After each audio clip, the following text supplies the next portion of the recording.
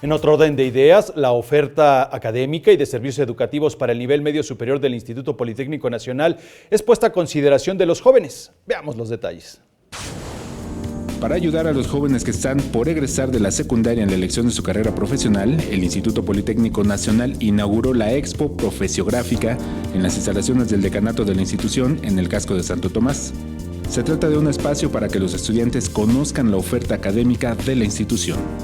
Este es un evento de orientación vocacional donde los aspirantes a ingresar al bachillerato en el Politécnico tendrán contacto directo con los docentes y orientadores de todas nuestras unidades académicas del nivel medio superior.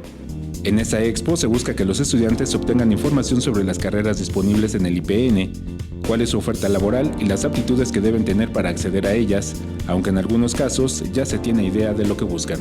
Pues sí, ya estoy interesado en algunas carreras, que es biología marina y mecatrónica. Ahorita estoy viendo cuáles son los planteles en los que puedo estar. Pues vine aquí a esta exposición para más o menos ver cómo sus instalaciones, sus carreras y todo eso. La Expo Profesiográfica mantendrá sus puertas abiertas hasta el 27 de noviembre en un horario de 9 a 18 horas. El registro se puede hacer vía internet en la página www.ipn.mx y el servicio es gratuito. Con imágenes de Javier Martínez, Alberto Álvarez Santana, 21 Noticias.